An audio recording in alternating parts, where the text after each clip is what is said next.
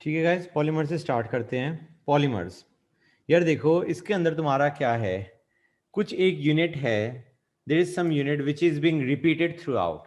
ठीक है ना बेटा, वो जो स्ट्रक्चरल यूनिट है उसको बार बार रिपीट करते जाएंगे, यू गेट अ पॉलीमर। अब जो स्ट्रक्चरल यूनिट जो रिपीट हो रही है, वो जो यूनिट है that is made from simple molecules. मतलब जो यूनिट रिपीट हो रही है वो तुम्हारी मॉलिक्यूल से बनती है, सिंपल मॉलिक्यूल्स। उन सिंपल मॉलिक्यूल से तुमने एक स्ट्रक्चरल यूनिट बनाई और वो स्ट्रक्चरल यूनिट बार बार रिपीट होती जा रही है to give you polymer. Clear है या नहीं गाइस? वो मॉलिक्यूल जिससे तुमने स्ट्रक्चरल यूनिट बनाई विच is being repeated continuously, that simple molecule एक तरीके से जो तुम्हारा रिपीट हो रहा है, दैट इज योर मोनोमर। अब जो पॉलीमर्स हैं उनमें हो सकता है एक ही मोनोमर हो, कि एक ही मोनोमर से कोई यूनिट बनी and that is being repeated through out, या फिर दो या तीन मोनोमर्स कंबाइन कर रहे हैं, उससे तुम्हारी स्ट्रक्चरल यूनिट बनी and that is being repeated to give you the polymer. समझ में आया या नहीं आया बच्चों? गाइस अरे कंफर्म तो करो भाई। Yes sir. ओके, अब Yes, sir. ये जो प्रोसेस है ये बन गया तुम्हारा पॉलीमराइजेशन। पॉलीमर्स को बेसिकली तुम क्या कह सकते हो, मैक्रो मॉलिक्यूल है यार, एक मॉलिक्यूल है जिसका बहुत बड़ा साइज है या बहुत ज्यादा मास है। ठीक है, राइट। अब आते हैं क्लासिफिकेशन ऑफ पॉलीमर्स। गाइस तुम रियलाइज करोगे जो क्लासिफिकेशन है ना, यही तुम्हारा एक बहुत बड़ा पार्ट है पॉलीमर चैप्टर का। देखते जाना कैसे हम क्लासिफाई करेंगे। पहली चीज, on the basis of type of repeating structural unit, किस टाइप की जो तुम्हारी यूनिट रिपीट हो रही है उसके ऊपर हम क्लासिफाई कर रहे हैं। बेसिकली हम ये देखना चाह रहे हैं कि जो स्ट्रक्चरल यूनिट बनी क्या उसमें सिर्फ एक ही मोनोमर था, कि एक ही मोनोमर से कोई यूनिट बनी विच is being repeated through out. Basically हम क्या कहना चाह रहे हैं, पॉलीमर में एक ही यूनिट है जो रिपीट हो रही है, मतलब जो यूनिट है that has got only one monomer, only one molecule is being repeated through out in that polymer. अगर ऐसा पॉलीमर है तो उसको हम बोलते हैं homopolymer, that is it has got only one monomeric unit, जिसको थोड़ा सा हम उससे थोड़ा चेंज करके एक स्ट्रक्चरल यूनिट बना दी जिसको हम रिपीट करते जा रहे हैं। क्लियर और not guys? It has got only one monomer. Copolymers, copolymers वो होते हैं जिनके अंदर जो रिपीटिंग यूनिट है, that structural uniting repeating unit that has got more than one monomer. दो भी हो सकते हैं, मोर देन टू भी हो सकते हैं। क्लियर और नॉट गाइस? गाइस बताओ मुझे, homopolymers and Yes, sir. Copolymers. अब इसकी ज्यादा क्लैरिटी तब आएगी जब हम इसके एक्चुअल एग्जांपल्स कर रहे होंगे। फाइन, नेक्स्ट आते हैं बेस्ड ऑन सोर्स, कि पॉलीमर कहां से हमने देखा है, कहां पे ऑब्जर्व किया गया है। Natural polymers which are found in nature, plants and animals में जो नेचुरली अकरिंग है, those are natural polymers. Guys इनके एग्जांपल्स तुम्हें याद करने पड़ेंगे। एग्जाम्पल में क्या, starch, cellulose, proteins, nucleic acids, natural rubber and some resins. Guys ये चीजें ऐसी हैं या तुम मान के चलो कि पॉलीमर्स में मोस्टली रटने का है, रटा एग्जाम में डायरेक्ट क्वेश्चन आएगा, there be no time waste कि हाँ यार कैलकुलेशन करना है, कुछ नहीं है, या तो आता है या नहीं आता है, एंड इट्स बेटर कि तुम्हें आता है, सीधा तुम टिक करके आ गए। गैस 4 मार्क जब आ रहे होते ना, इट डजेंट मैटर कि 4 मार्क तुमने सबसे डिफिकल्ट क्वेश्चन सॉल्व करके लेके आए या सबसे आसान क्वेश्चन सॉल्व करके लेके आए।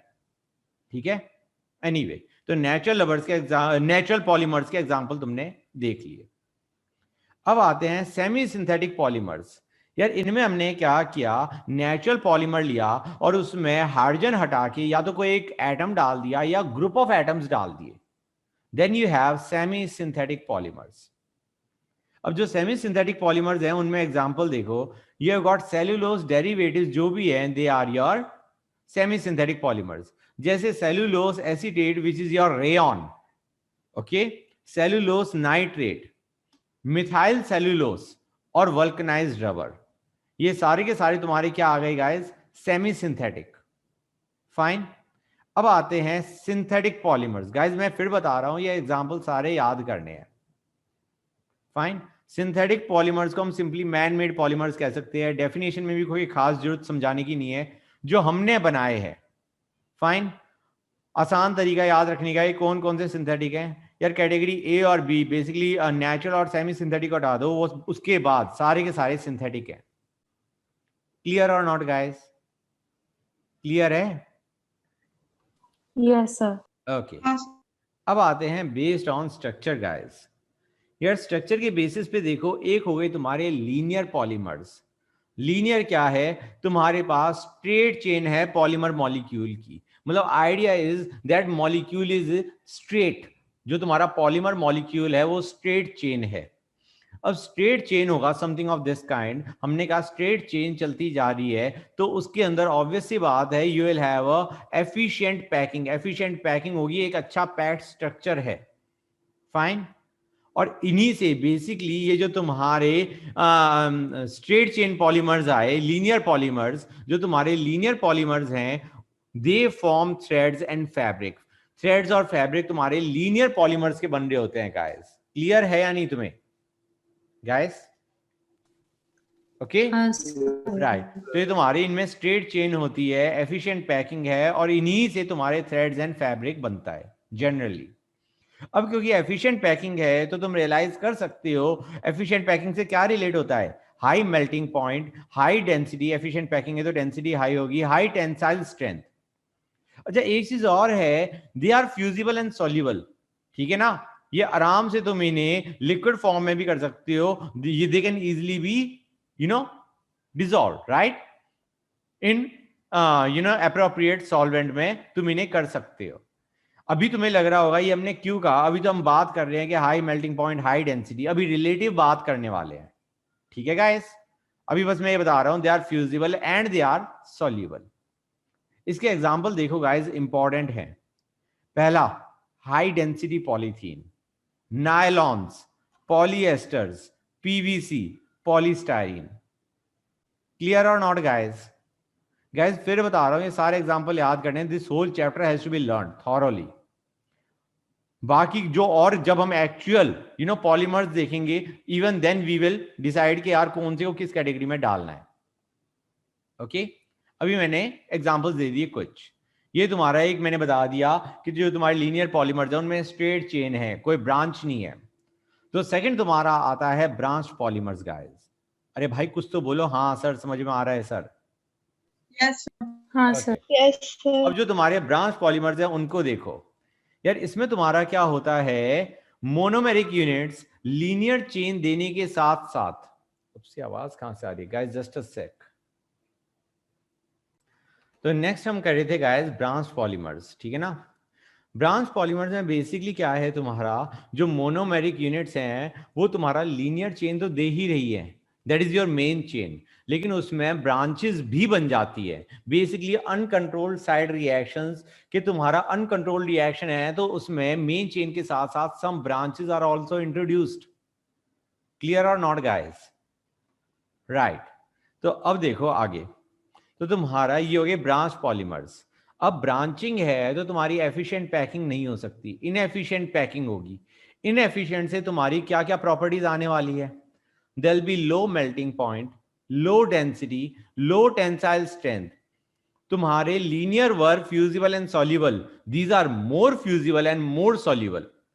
बेसिकली तुम्हें याद होगा कि तुम्हारा ब्रांचिंग के कारण क्या होता है, ब्रांचिंग के कारण तुम्हारा एक तरीके मेल्टिंग पॉइंट वैसे भी डिक्रीज होता है। और यहां पे एक और प्रॉपर्टी, जैसे तुम्हारा वहां पे फ्यूजिबल और सॉल्युबल था, they are more fusible and soluble than linear polymers of comparable mass obviously.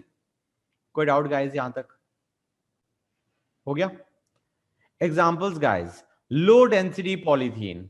Low density polythene तुम्हारा क्या है, ब्रांच्ड गाइस। समझ में आ रहा है नहीं आ रहा है? तो बेसिकली उसकी तुम्हारी डेंसिटी कम होगी, उसका मेल्टिंग पॉइंट कम होगा। जो हाई डेंसिटी पॉलीथीन था, जो कि तुम्हारा लीनियर पॉलीमर था, उसकी डेंसिटी भी हाई थी, उसका मेल्टिंग पॉइंट भी हाई था। एनीवे नेक्स्ट, ग्लाइकोजेन स्टार्च में तुम्हारा स्टार्च का amylopectin part, that is branched guys. ये जब तुम बायोमोलिक्यूल्स पढ़ोगे it will become more clear. ये बेसिकली हमने एक रफ डायग्राम बना दिया कि जो तुम्हारी लीनियर चेन है उसमें ब्रांचेस इंट्रोड्यूस हो गई। क्लियर और नॉट? बताओ मुझे गाइस, हो गया?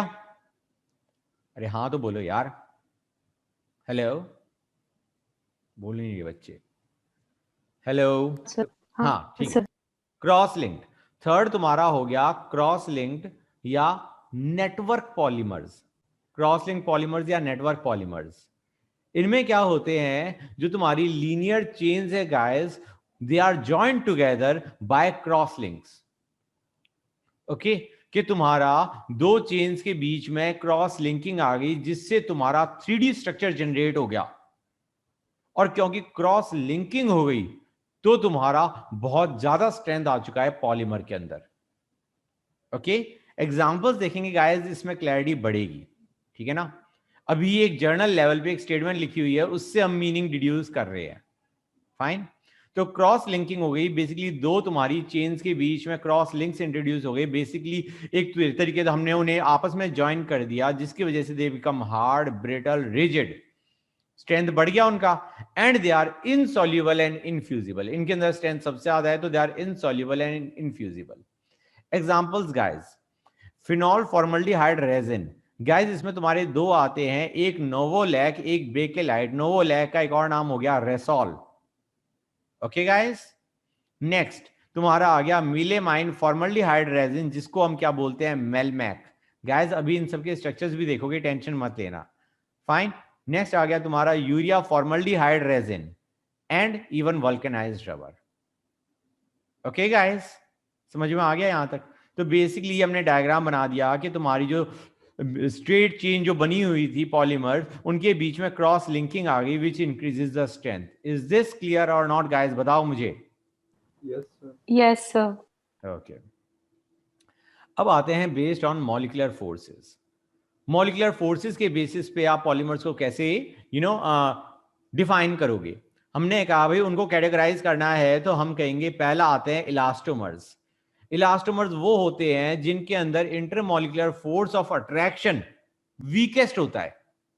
बेसिकली दो तुम्हारी पॉलीमेरिक चेन्स हैं, दो पॉलीमर चेन्स हैं, उनके बीच में अगर फोर्स ऑफ अट्रैक्शन वीकेस्ट है, तो that kind of polymer is elastomer.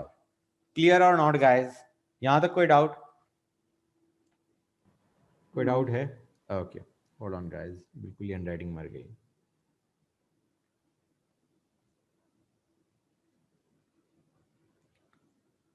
Okay, अब नेक्स्ट हम कहेंगे elastomers are amorphous polymers. Amorphous polymers हैं, इलास्टिसिटी इनमें बहुत ज्यादा है, दैट इज उन्हें स्ट्रेच किया तो they will return to their original position. Fine, clear और नॉट? बेसिकली ऑलमोस्ट 10 टाइम्स हम उन्हें एक्सपैंड कर सकते हैं विदाउट ब्रेकिंग देम। वो तुम्हारे they will return to their original position. Fine, इसके एग्जांपल आगे तुम्हारे natural rubber Buna S.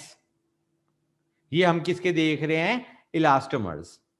Fine, अब जो नेचुरल रबर है गाइस, उसकी नॉर्मल इलास्टिसिटी पुअर होती है, जल्दी टूट जाता है। तो हम क्या करते हैं, we heat it with 3 to 5% sulphur.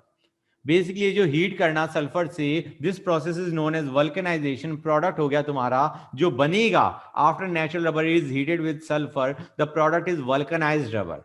तो that vulcanised rubber is more elastic and less sticky, basically almost non sticky हो गया। समझ में आया नहीं आया बच्चों, बताओ मुझे गाइस। हाँ सर। Yes, ओके, मैंने इसमें कौन कौन से एग्जांपल दिए थे? Natural rubber Buna S, guys दो और लिख लो, Buna N and neoprene. Okay fine, these are the examples. आगे चलें। ओके, अब हमने देखा पहला था तुम्हारा इलास्टोमर, दूसरे आते हैं फाइबर्स पे।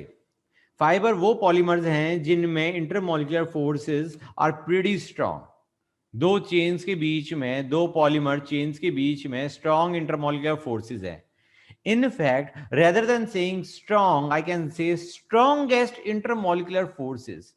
तुम कहोगे सर strongest, जिन बच्चों ने पढ़ा हुआ है, they might be having some kind of वो कि strongest कैसे कह दिया? Guys उसके आगे टर्म देखो, I have said intermolecular forces उसमें strongest है। फाइन, क्योंकि तुम्हारी जो इंटरमॉलिक्यूलर फोर्सेस हैं वो होते हैं हाइड्रोजन बॉन्डिंग या डायपोल डायपोल इंटरेक्शन, ठीक है ना, या लेटर से तुम्हारे वैन डर वाल्स फोर्सेस। तो बेसिकली तुम्हारे इलास्टोमर्स में क्या थे गाइस? इलास्टोमर्स में तुम्हारे van der Waals forces, weak van der Waals forces. यहां पे तुम्हारे पास हैं हाइड्रोजन बॉन्डिंग या स्ट्रॉन्ग डायपोल डायपोल, जिसकी वजह से उनके बीच में, दो चेन्स के बीच में स्ट्रेंथ काफी ज्यादा है। क्लियर और नॉट गाइस? ऊपर वाले में तुम्हारे वीक फोर्सेस थे। अब हमने कहा दे आर थ्रेड लाइक, ये जो तुम्हारे फाइबर्स हैं they are thread like and can be woven into fabrics. Fine. इसके एग्जांपल्स ज्यादातर तुम्हारी जितने भी पॉलीअमाइड्स हैं या पॉलीएस्टर्स हैं, they are examples of fibres. Polyamides और पॉलीएस्टर्स में कौन कौन से तुम्हारे पॉलीमर्स आते हैं, कौन कौन से कॉमन पॉलीअमाइड्स एंड पॉलीएस्टर्स हैं, will discuss them later on. अब हमने देख लिया इलास्टोमर्स और fibres. Let us go on to thermoplastic polymers.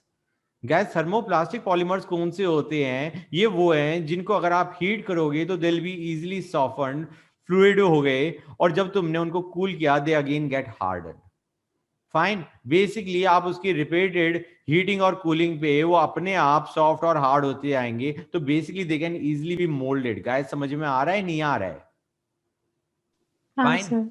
अब इनके जो फोर्सेस हैं they are intermediate between that of elastomers and fibres. Fibres के एक तरीके से इनमें हो गए स्ट्रॉन्गेस्ट, तुम्हारे इलास्टोमर्स के हो गए वीकेस्ट, और तुम्हारा जो थर्मोप्लास्टिक है वो आ गई बीच में। इंटरमॉलिक्यूलर फोर्स ऑफ अट्रैक्शन इनके बीच में है। एग्जांपल देख लो guys, polythene, polypropylene, polystyrene, PVC, Teflon, vinyl acetate, poly acrylonitrile and polymethyl acrylate, methacrylate. Guys clear और नॉट?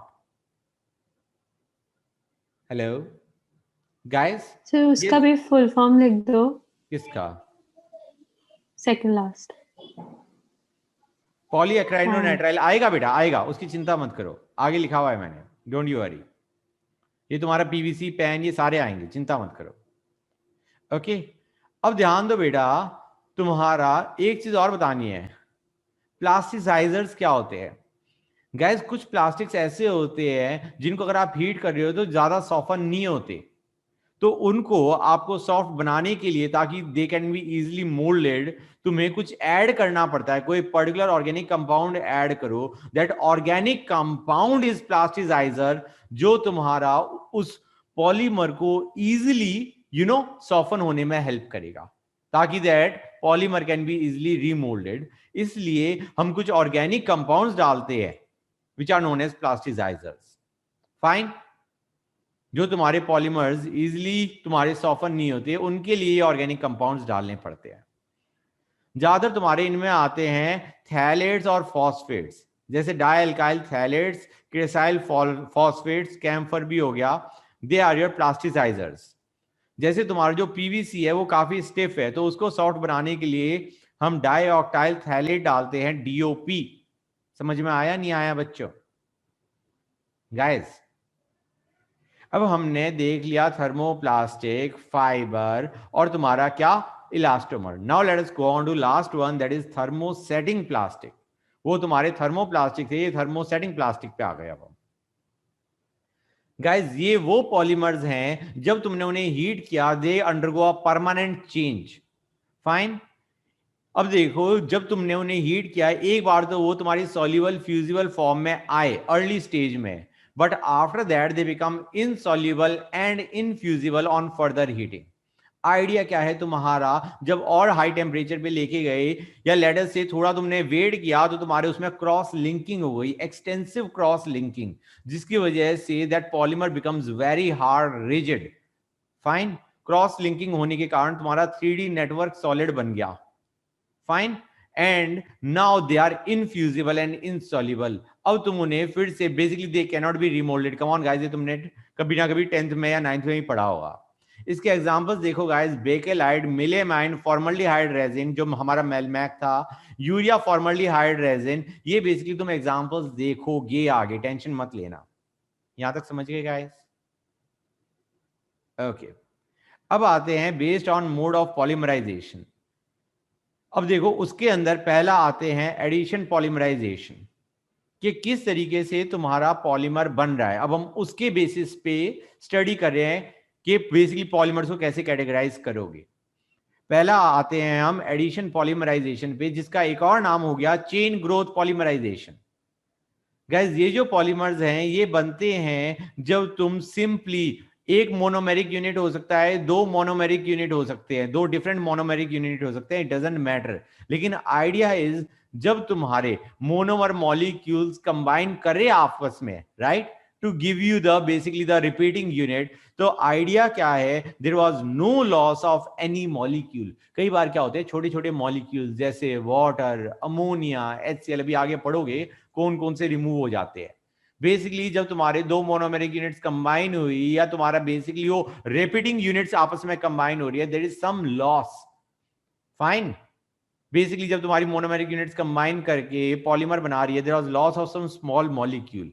तो तुम्हारा एडिशन पॉलीमराइजेशन वो है जिनमें ऐसा कोई लॉस नहीं हो रहा, डायरेक्ट अटैच हो रहे हैं without anything getting eliminated. Those are addition polymerisation या एडिशन पॉलीमर्स या चेन ग्रोथ पॉलीमर्स। फाइन। अब आते हैं कंडेंसेशन पॉलीमराइजेशन या स्टेप ग्रोथ पॉलीमराइजेशन। इसमें क्या होता है तुम्हारा गाइस, ध्यान दो, these are polymers which are formed by condensation of monomeric units. Condensation हुआ जिसमें तुम्हारा एलिमिनेशन हुआ स्मॉल मॉलिक्यूल्स का, जैसे वाटर बाहर निकल सकता है, अमोनिया बाहर निकल सकता है, अल्कोहल बाहर निकल सकता है, HCl बाहर निकल सकता है। These are basically the units that can be removed when your polymer is being formed. अगर तुम्हारा जब तुम्हारा when they were combining, if such small molecules are getting eliminated, in the polymerization process, तो वो जो पॉलीमर बनता है that is your condensation polymer, या हम कहेंगे जो प्रोसेस है that is condensation polymerization या step growth polymerization। समझ में आया नहीं आया बच्चों? Guys? हाँ sir. Okay. Okay. Guys next आते हैं इंपॉर्टेंट पॉलीमर्स पे। पहला हम देख रहे हैं guys addition polymers. Addition polymers वो हो गए तुम्हारे कौन से, जिनके अंदर कोई चीज बाहर एलिमिनेट नहीं हो रही। अभी हमने देखा था गाइज, देखा था नहीं देखा था कि एडिशन पॉलीमर्स आर दोस्त जिसमें कोई चीज बाहर एलिमिनेट नहीं हो रही।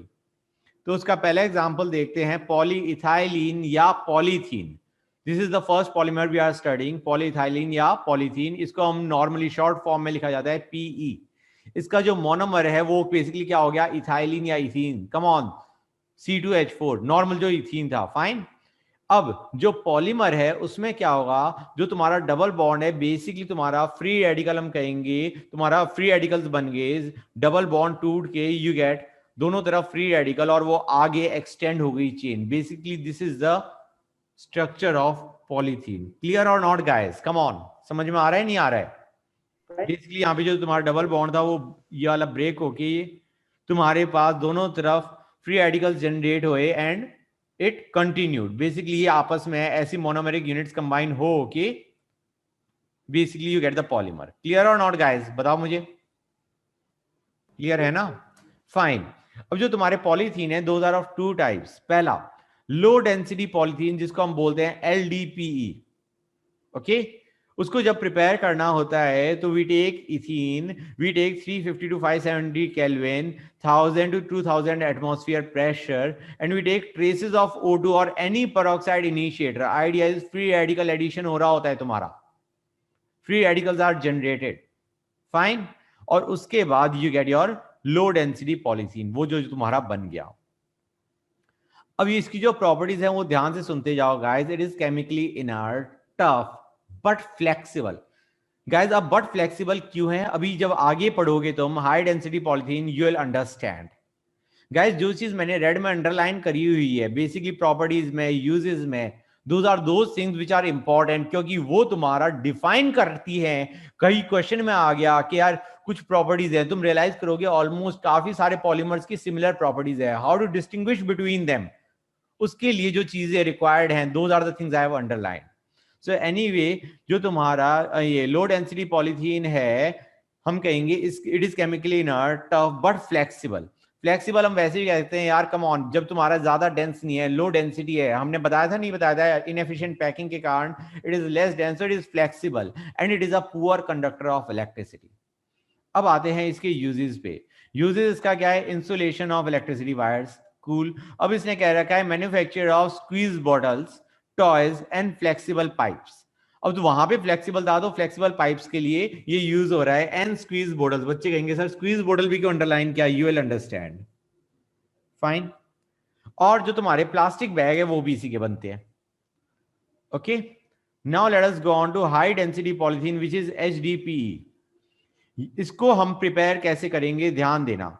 इसका तुम्हारा हमने स्ट्रक्चर नहीं लिखा, वही है जो तुम्हारा पॉलीमर है वो तो वही बनेगा गाइस, ठीक है ना। बेसिकली उसके अंदर जो तुमने कैटलिस्ट डाला दैट वाज डिफरेंट। यहां पे तुमने 333 टू 343 केल्विन टेम्परेचर लिया, 6 to 7 एटमॉस्फेयर लिया, और तुमने क्या लिया, AlC2H5 thrice and TiCl4 as catalyst लिया। इस कैटलिस्ट का नाम है Ziegler Natta catalyst. Please guys याद कर लेना, मुझे नेक्स्ट टाइम ही बोलना पड़े। फाइन। इसका मैं वैसे भी लिख रहा हूं, मैंने नीचे भी लिख दिया उसको कि तुम्हारा ये क्या हो गया, triethyl aluminium and titanium tetrachloride. Guys important है, तभी मैं इतना एम्फेसाइज कर रहा हूं। क्लियर और नॉट? अच्छा ये चीज तो समझ गए होगे, दिस इज टू ऑब्वियस। जो तुम्हारे एन मॉलिक्यूल्स है they are combining to give this stuff, fine, that polymer. Okay, anyway मतलब रिएक्शंस में I don't think there is much of a problem, come on, normal सी चीज है। समझ में आया नहीं आया बच्चों? तो जो तुम्हारा हाई डेंसिटी पॉलीथीन है वो जिगलर नाडा कैटलिस्ट की देन है। गाइस हो गया नहीं हो गया, बताओ मुझे, समझ गए? हाँ सर। ओके। अब प्रॉपर्टीज, अब प्रॉपर्टीज में क्या है, इट इज, क्या कुछ कह रहे थे क्या बेटा? कुछ नहीं कर। प्रॉपर्टीज, ये केमिकली इनर्ट है, हाई डेंसिटी है इसकी, क्योंकि close packing, it is more tough and hard, more tough and hard as compare to low density polythene. ये किसको मैन्युफैक्चर करने के काम आता है? Buckets, dustbins, bottles. यार वो था तुम्हारा स्क्वीज बोतल के लिए, ये था बोतल के लिए। समझ में आ रहा है नहीं आ रहा है? मतलब सही में क्या करोगे आप?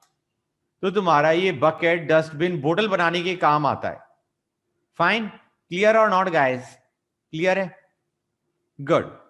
अब आते हैं सेकंड पॉलीमर पे विच इज पॉलीप्रोपाइलीन, जिसको हम एक और क्या कह सकते हैं, पॉलीप्रोपीन। जैसे इथाइलिन और इथीन था, इट्स सेम कि पॉलीप्रोपाइलिन है या पॉलीप्रोपीन, जिसको हम पीपी लिख देंगे।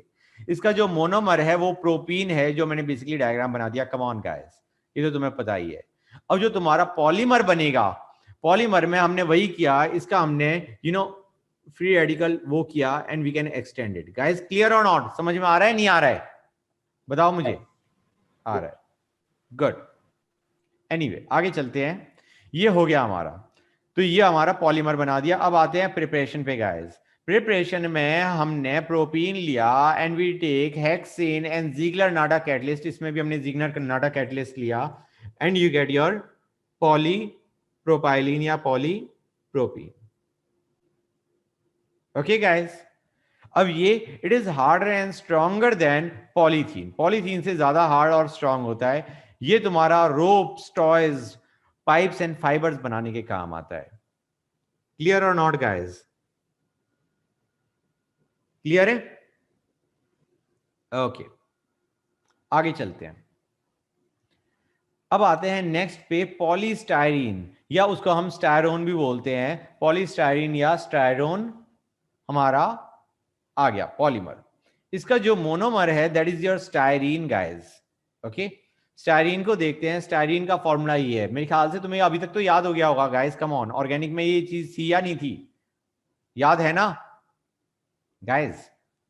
हाँ सर। Styrene, okay. तो हमने कहा जब तुम पॉलीस्टायरीन की बात कर रहे हो तो हमने वही डबल बॉन्ड को बेसिकली उसका एक बॉन्ड तोड़ के, this is the polymer. Any doubt so far guys? अब इसके यूजेस पे आते हैं। इसके जो यूजेस हैं that is as insulator, as wrapping material, and it is used in manufacture of toys and radio and TV cabinets. Guys देखो, तुम रियलाइज करोगे टॉयज है हर एक जगह आ ही जा रहा है, दैट्स नॉट मतलब क्लासिफाइंग नहीं है। लेकिन रेडियो एंड टीवी कैबिनेट्स, हाँ दैट इज क्लासिफाइंग, या wrapping material that is kind of classifying. मतलब थोड़ा सा ये ऐसी चीजें हैं जो बाकी एग्जिबिट नहीं कर रहे होंगे, इसलिए मैंने उन्हें अंडरलाइन कर दिया रेड में, so that you can easily identify कि these are the things that you have to focus on. अच्छा, जो चीजें मैं बताता जा रहा हूं वही इंपॉर्टेंट है, उसके आगे जाने की जरूरत नहीं है, ठीक है? ओके, नेक्स्ट पॉलीमर पे आते हैं, पॉलीएक्राइलोनाइट्राइल, पैन। बेसिकली ये तुम्हारा ऑर्लॉन और एक्रिलेन के लिए भी, मतलब ये भी जो तुम्हारा ऑर्लॉन और एक्रिलेन है दैट इज आल्सो पॉलीएक्राइलोनाइट्राइल। फाइन, अभी आगे चलते हैं और इंफॉर्मेशन पता चल जाएगी तुम्हें। ओके, इसका जो मोनोमर है दैट इज एक्राइलोनाइट्राइल। ये हो गया तुम्हारा acrylonitrile, CH2 double bond CH CN। Fine, polymer बनाओगे, इट्स नो बिग डील, तुमने डबल बॉन्ड में से एक बॉन्ड ब्रेक करके, this is your structure of that polyacrylonitrile. Fine, अब इसकी प्रॉपर्टीज पे आते हैं। It is hard and it is got high melting point. इसके यूजेस बहुत इंपॉर्टेंट है। It is used as a substitute for wool guys, बहुत इंपॉर्टेंट है, सब्स्टिट्यूट फॉर वूल।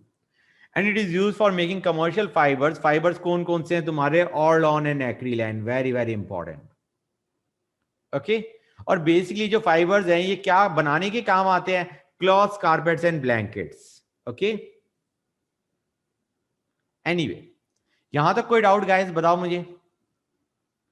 अच्छा, एक चीज और, हमने कहा पॉलीएक्राइलोनाइट्राइल बनाने के लिए पहले you need to form acrylonitrile.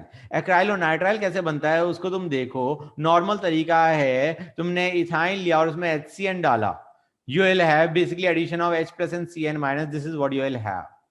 Clear or not guys? बताओ मुझे guys, clear? Yes, sir. Okay, now let us come to PVC, polyvinyl chloride guys। ये नाम बेसिकली जो मैंने बता रहा हूं शॉर्ट फॉर्म और एक्चुअली दैट पॉलीमर का नाम, इट इज वेरी इंपॉर्टेंट। मुझे ये मत कहना कि सर हमने ये तो चीज याद ही नहीं करी, हम अंदर की डिटेल पढ़ते रहे और हमने बेसिकली जो शॉर्ट नाम है शॉर्ट फॉर्म में वो तो हमने याद ही नहीं करा। आता है तो आता है, you have to learn everything. तो polyvinyl chloride PVC monomer, it is vinyl chloride, तुम इजीली रिलेट कर गए। स्ट्रक्चर है, तुम रिलेट कर सकते हो सिमिलरली जैसे हमने ऊपर देखे थे, similar to that. Preparation guys, इसमें हम पेरोक्साइड लेते हैं। तुम रियलाइज करोगे गाइस ज्यादातर जो तुम्हारा पॉलीमर के लिए जो तुम्हारा मैकेनिज्म है that goes via free radical. Free radical के लिए तुम्हें फ्री रेडिकल इनिशिएटर, जो कि नॉर्मली तुम्हारे क्या होते हैं? Peroxides, right? Peroxides result in free radical reactions. तो एनीवे, तो ये तुम्हारा ये हो गया। अब आते हैं प्रॉपर्टीज पे गाइस। प्रॉपर्टीज में हम कहेंगे इट इज अ, जो तुम्हारा PVC है that is a linear polymer, thermoplastic, thermally unstable, और उसकी सेल्फ एक्सटिंग्विशिंग कैरेक्टरिस्टिक्स हैं, मतलब अगर आग लग भी गई तो अपने आप बुझ जाएगी। क्लियर और नॉट? फ्लेम रिटार्डेशन है। ओके, एक चीज और, इट इज प्लाएबल। PVC इज प्लाएबल, उसको इजीली मोल्ड किया जा सकता है। बेसिकली उसकी तुम प्लास्टिसाइजेशन कर दोगे and after that it can be easily moulded. Uses, ये तुम्हारा रेनकोट बनाने के काम आता है, हैंड बैग, तुम्हारा vinyl flooring and water pipes. Okay guys, ये सारे एग्जांपल्स रट लेना।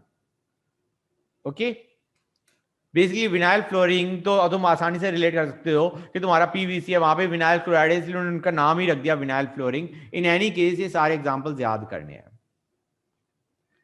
नेक्स्ट आते हैं टेफ्लॉन पे। टेफ्लॉन का दूसरा नाम क्या हो गया? पॉलीटेट्राफ्लोरोइथाइलीन, PTFE। अब गाइस काम की चीज क्या है? बच्चे को पता है टेफ्लॉन, बच्चे को ये भी पता होगा पॉलीटेट्राफ्लोरोइथाइलीन, PTFE। अगर तुमने उसको बेसिकली शॉर्ट फॉर्म भी याद नहीं रखी तो बात तो नहीं बनेगी। हो सकता है कि वो PTFE दे दे तुम्हें as option, as one of the options. Anyway, आगे चलते हैं। मोनोमर, मोनोमर में हम कहेंगे गाइस तुम्हारे पास क्या है? जो बेसिकली मोनोमर क्या होगा? टेट्राफ्लोरोइथाइलीन। दैट इज तुम्हारा, अगर तुम इथीन देखो, CH2 उसमें से सारे हाइड्रोजन हटा के फ्लोरीन लगा दिए, CF2 बन गया टेट्राफ्लोरोइथाइलीन या टेट्राफ्लोरोइथीन। गाइस क्लियर और not guys? Okay, Yes, sir. अब आते हैं Yes, sir. स्ट्रक्चर पे। स्ट्रक्चर तुम इजीली रिलेट कर गए, I don't have to explain. Preparation पे आते हैं। इसको प्रिपेयर करने के लिए there is a free radical या पर सल्फेट कैटलिस्ट की प्रेजेंस में at high pressure you get Teflon. Clear और नॉट गाइस? क्लियर है? ओके, एनीवे इसकी Yes, वैसे sir. जरूरत है नहीं, मैंने अंडरलाइन कर दिया है रेड से। एनीवे, प्रॉपर्टीज पे आते हैं। प्रॉपर्टीज बहुत ज्यादा इंपॉर्टेंट है इसकी। That Teflon is chemically inert, resistant to attack by corrosive reagents. Okay, अब because it is resistant to attack by corrosive reagents, इसीलिए इसके यूजेस बहुत इंपॉर्टेंट है। Uses, it is used in making oil seals and gaskets and it is used in non stick surface coated utensils. Surface coated, जो basically जो तुम्हारी utensils है उनमें अगर तुम्हें नॉन स्टिक सरफेस चाहिए तो यू यूज टेफ्लॉन। क्लियर और नॉट? आ रहा है। समझ में आ रहा है नहीं आ रहा है बच्चों? बताओ मुझे। आ रहा है। ओके, अब आते हैं प्रिपरेशन ऑफ टेट्राफ्लोरोइथीन। हमने कहा उसका पॉलीमराइजेशन तो बाद में करोगे, पहले देखते हैं CF2 कैसे बनेगा। तुमने CH Cl3 लिया, SbF3HF की प्रेजेंस में जब तुमने करा तो Cl is replaced by fluorine, 2 Cl fluorine से रिप्लेस हो गए, this is what you have got. Now when you heat it तो बेसिकली इसके दो डिफरेंट मॉलिक्यूल से उनमें से HCl बाहर निकल गया, बेसिकली यू गेट 2 HCl बाहर and you have got tetrafluoroethylene. Clear और नॉट गाइस, समझ में आया नहीं आया? ये तुम्हारा बन गया है CF2 fine. Any doubt so far guys, बोलो।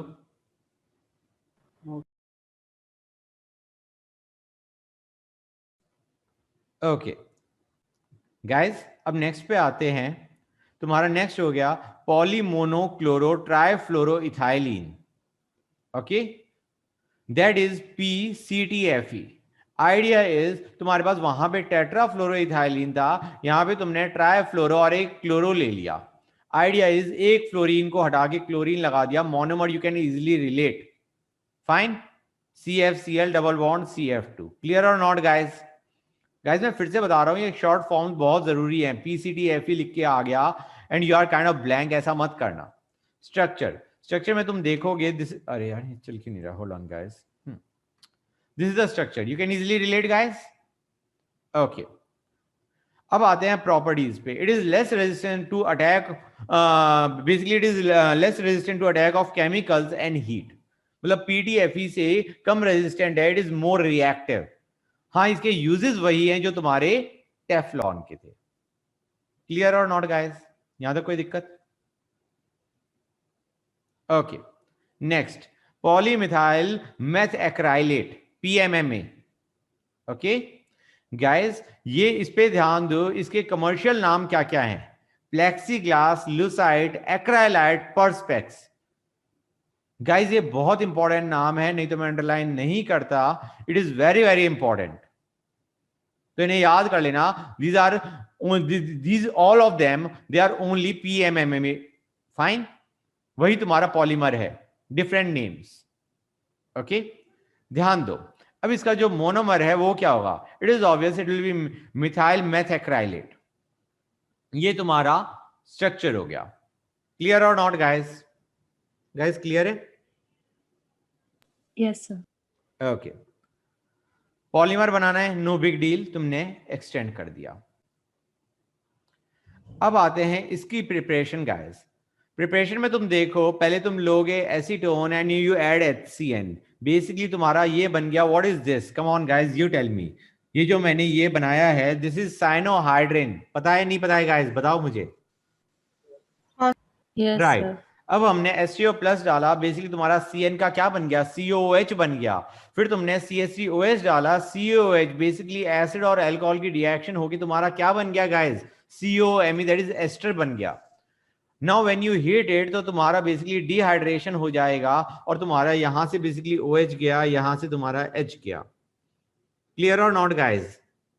फाइन, तो तुम्हारा डिहाइड्रेशन होने पे ये बन गया तुम्हारा क्या?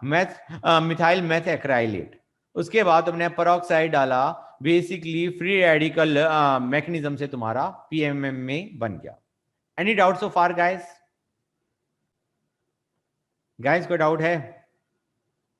नहीं? No, sir. No, sir. Good. अब आते हैं प्रॉपर्टीज में हम कहेंगे guys it is hard and transparent. Uses important है गाइस इसके। It is used in lenses, light covers, domes, aircraft windows and plastic jewellery. Any doubt so far guys?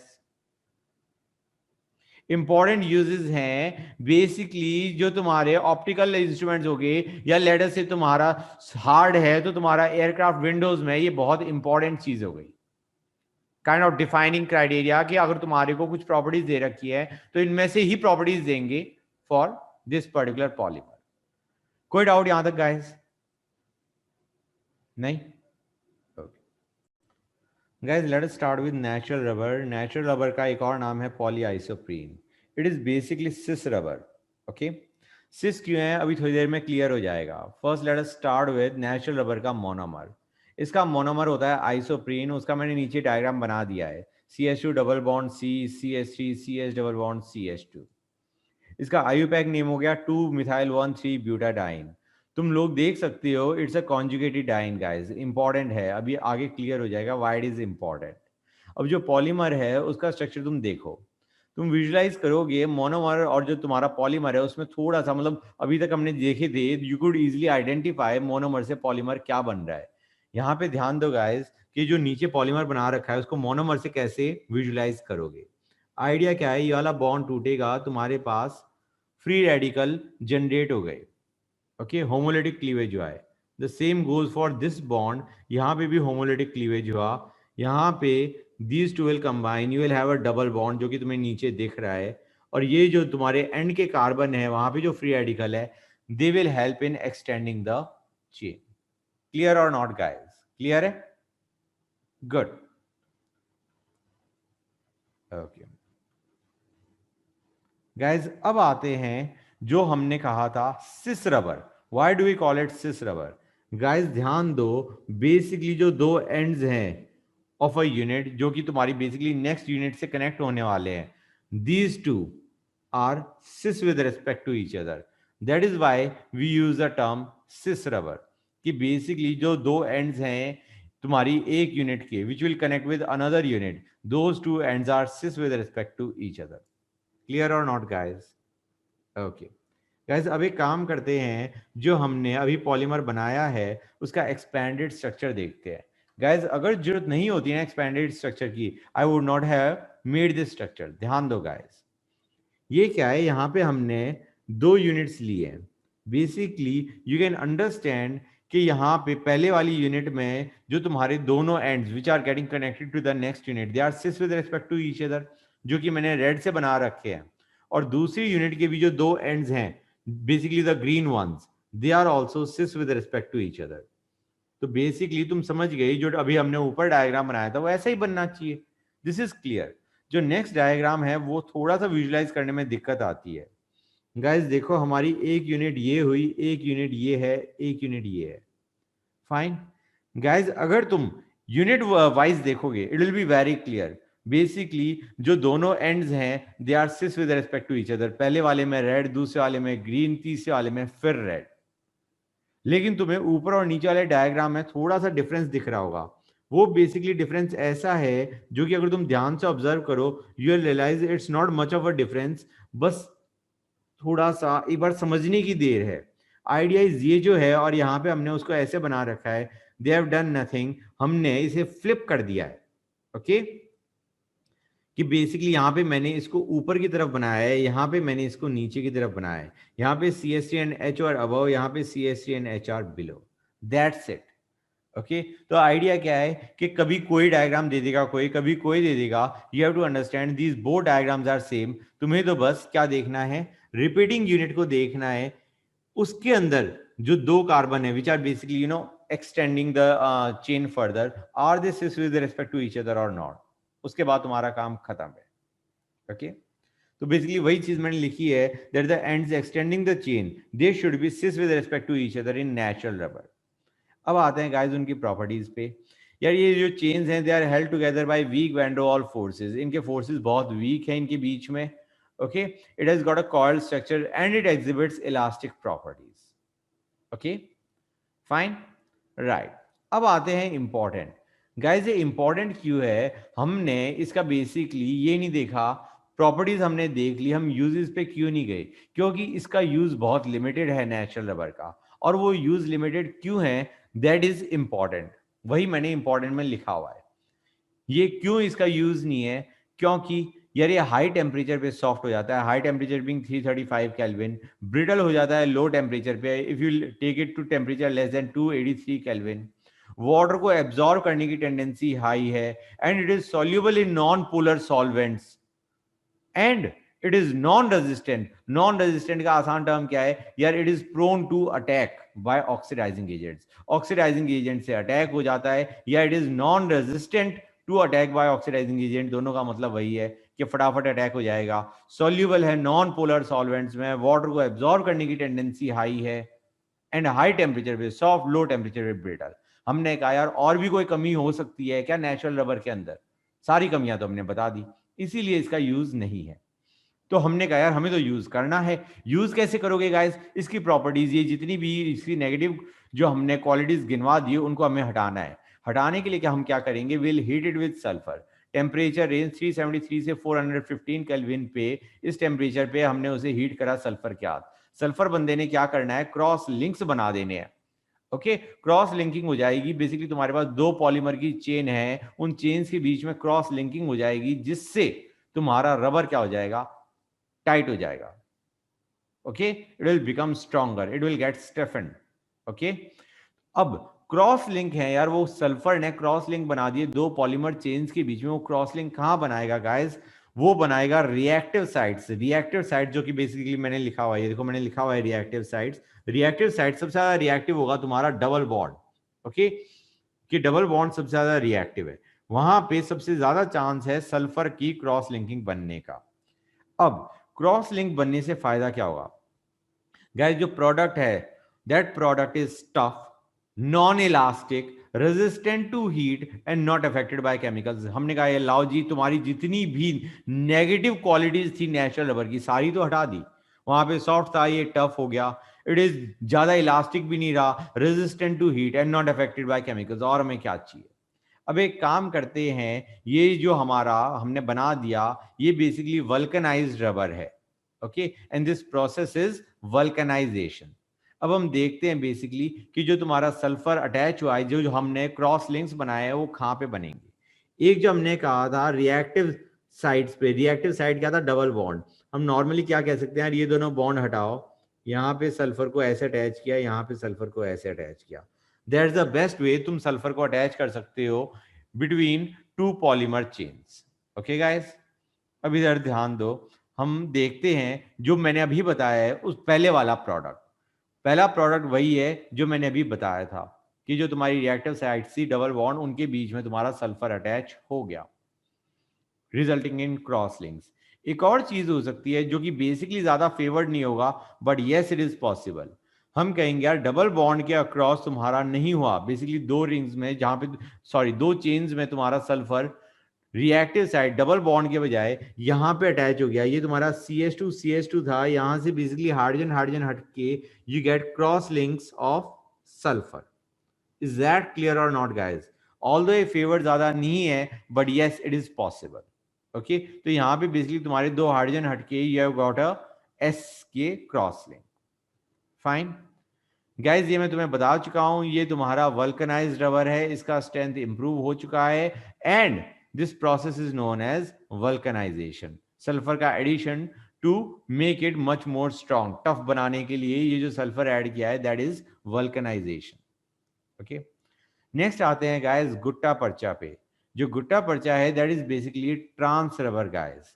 अब ध्यान दो, तुम्हारा इस गुट्टा पर्चा का मोनोमर भी आइसोप्रीन है, but rather than cis isoprene you have got trans isoprene.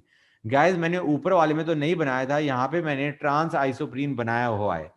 You guys do no कि तुम्हारा 1,3-ब्यूटाडाइन के अंदर सिस ट्रांसफॉर्म एग्जिस्ट करती है। मैंने तुम्हें जब मैं आइसोमेरिज्म करवा रहा था ऑर्गेनिक कंपाउंड्स में, मैंने बताया था S cis form, S transform. तो बेसिकली यहाँ पे तुम ट्रांसफॉर्म ले रहे हो आइसोप्रीन का। जो तुम्हारा नेचुरल रबर था उसमें सिस फॉर्म था आइसोप्रीन का। एनीवे गाइस, यहाँ पे जब तुम स्ट्रक्चर बनाओगे यू कैन इजिली रिलेट कि बेसिकली जो दो एंड्स हैं जहां से तुम्हारा यूनिट दूसरी यूनिट से अटैच होगी, those two ends are trans with respect to each other. इसीलिए हमने नाम क्या डाल दिया उसका? Trans rubber guys. यहां तक कोई डाउट? ओके, अब गाइस इसकी प्रॉपर्टीज पे आते हैं। पहली चीज, it is harder and more brittle than cis rubber, that's it. इतना ही याद रखो guys, that is more than sufficient. अब आते हैं सिंथेटिक रबर पे गाइस। सिंथेटिक रबर के अभी बाकी भी केस करेंगे, अभी तो मैं सिर्फ एक ही केस करवा रहा हूं, दैट इज नियोप्रीन, या उसे हम क्या बोलेंगे? पॉलीक्लोरोप्रीन। मैं अभी यहाँ पे एक ही केस की करवा रहा हूँ गाइस। अभी तक हमने जितने भी केसेस करे प्रीवियस उसमें और अब, we have discussed addition polymers and homopolymers. हमने एडिशन और होमोपॉलीमर्स देखे हैं। तो यार जो सिंथेटिक रबर हैं, जो बाकी हम सिंथेटिक रबर्स देखेंगे, they will be copolymer. Synthetic rubber में मैं अभी जो नियोप्रीन ले रहा हूं, दैट इज अ होमोपॉलीमर वाला केस देख रहे हैं अभी हम। ओके गाइस, तो late us have a look eight neoprene. Neoprene का दूसरा नाम क्या आ गया? पॉलीक्लोरोप्रीन। इसका जो मोनोमर है दैट इज क्लोरोप्रीन। आगे चलते हैं गाइस। अब इसका जो स्ट्रक्चर है तुम देख रहे हो, क्लोरोप्रीन भी तुम्हारा 1,3 डाइन है, तो हम कहेंगे कॉन्जुगेशन है। तो जब तुम इसका पॉलीमर बनाओगे तो जैसे हमने पहले वाले में किया था वैसे ही यहाँ पे करेंगे। ये वाला बॉन्ड तोड़ा, ये वाला तोड़ा, तुम्हारे फ्री रेडिकल जनरेट करवाए, इनकी बीच में डबल बॉन्ड बना दिया and you are basically done. ये आगे तुम्हारे एक्सटेंड कर जाएंगे। इज दिस क्लियर और नॉट गाइस? क्लियर है? गुड। आगे चलते हैं। फाइन। तो ये हम आ गए नियोप्रीन पे। तो अब हमने स्ट्रक्चर देख लिया नियोप्रीन का। Let us have a look at its properties. Guys की प्रॉपर्टीज में हम सीधा कहें तो यार it is superior to natural rubber. क्यों? क्योंकि यार it is more stable towards aerial oxidation, आसानी से ऑक्सीडाइज नहीं होगा। It is resistant to oil and gasoline and other solvents. मतलब ये रेजिस्टेंट भी है तुम्हारा ऑयल और गैसोलीन में, and it is stable towards aerial oxidation, मतलब काफी ज्यादा स्टेबल है।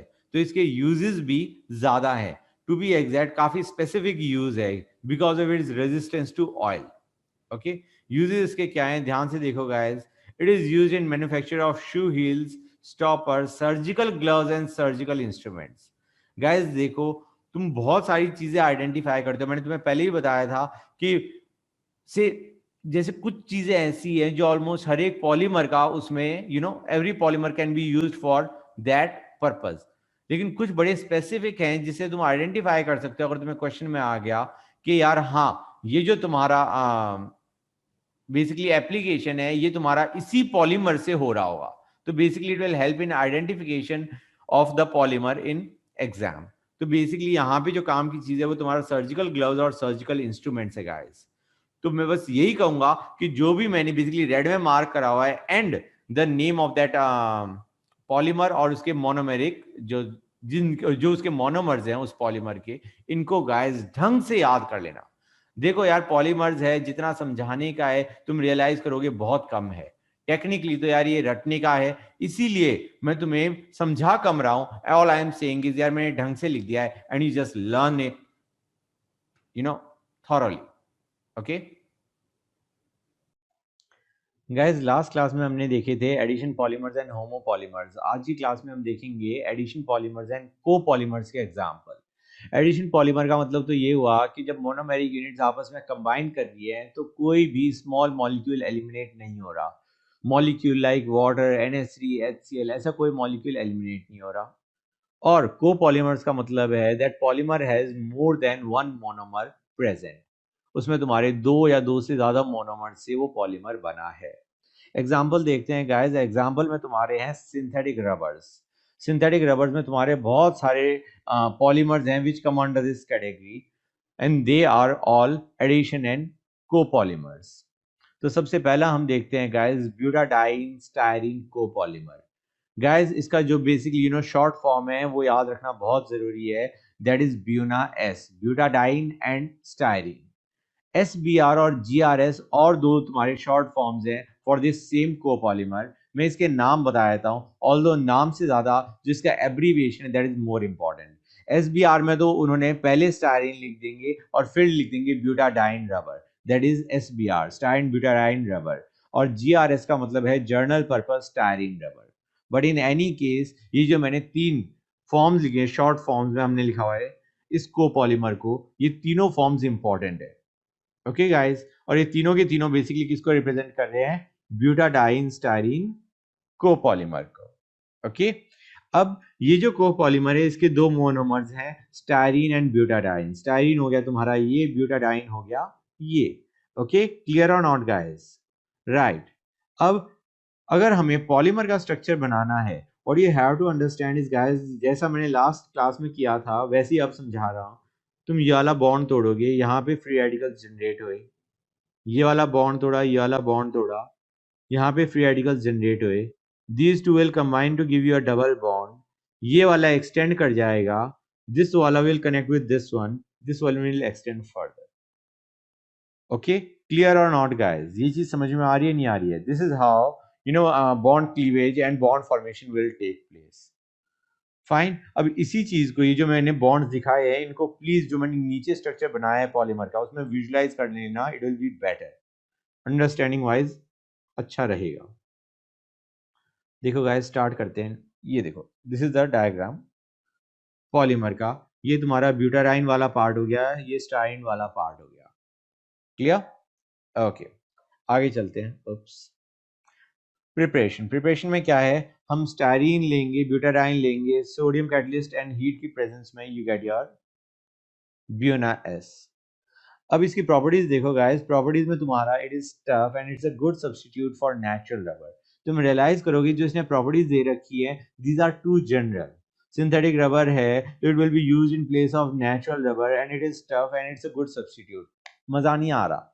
तो गाइस यूजेस को देखते हैं। Maybe uses are such कि अगर तुम्हारे को यूजेस दे रखे हैं बाय चांस एग्जाम में, तो आप रिलेट कर पाओ, this must be the polymer. Late us have a look at the uses.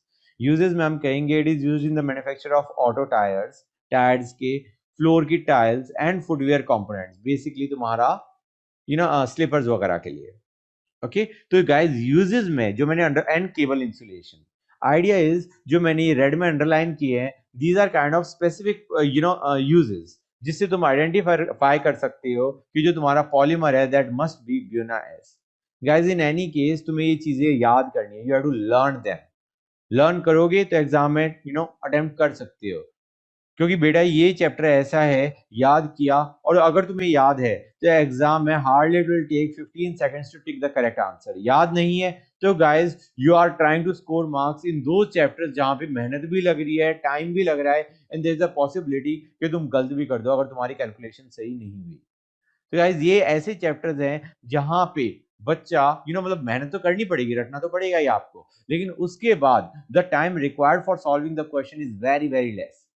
तो आई वुड सजेस्ट इसे पूरा याद कर लेना। और जब याद कर रहे हो तो यार ये नहीं कह सकती कि सर मैंने 95% याद किया था और जो 5% था सर उसी में से आ गया, मैं क्या करूं। गाइस याद कर रहे हो तो पूरा याद करो ना, एंश्योर कि अगर कोई भी क्वेश्चन आए उस चैप्टर में से you are able to attempt it correctly.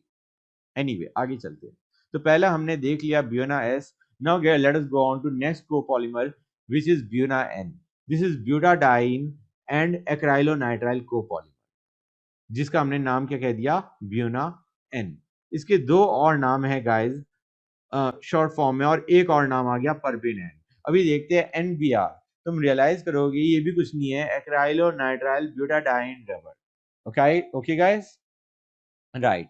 और जो तुम्हारा नेक्स्ट वाला है GRA, that is your general purpose acrylonitrile rubber, और एक और नाम क्या हो गया, परबियनेन। तो गाइस इन नामों को याद कर लेना। ऐसा नहीं है कि सर मैंने 3 नाम याद कर दिए, फोर्थ नाम आ गया and I did not correct attempt the question correctly. Anyway अब इसके मोनोमर्स पे आते हैं। तुम नाम से ही देख सकते हो इसके monomers will be acrylonitrile and butadiene. Left वाला मैंने बना दिया ब्यूटाडाइन, राइट में बना दिया मैंने एक्राइलोनाइट्राइल। स्ट्रक्चर बनाओगे तो it's no big deal, you can automatically relate, ये वाला बॉन्ड थोड़ा, ये वाला थोड़ा, ये वाला थोड़ा, यहाँ पे तुम्हारे फ्री रेडिकल्स जनरेट हुए थे, ये आपस में कंबाइन करके डबल बॉन्ड बना गए, ये इसके साथ कनेक्ट हो गया, this x tends further, this x tends on the other side, this is what you will have. इस तरीके से तुम्हारा क्या बन गया, पॉलीमर। क्लियर और नॉट गाइस? ओके, अब ये हमने स्ट्रक्चर बना दिया, वही स्ट्रक्चर है जो मैंने ऊपर बनाया।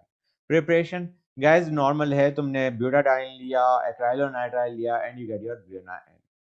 प्रॉपर्टीज देखते हैं। इसकी प्रॉपर्टीज तुम रियलाइज करोगे काफी स्पेसिफिक सी है। इसने कह रखा है it is resistant to attack of petrol, lubricating oil and organic solvents. ये जो अटैक ऑफ पेट्रोल है और लुब्रिकेटिंग ऑयल की, basically it is resistant to their attack. This is a very specific property.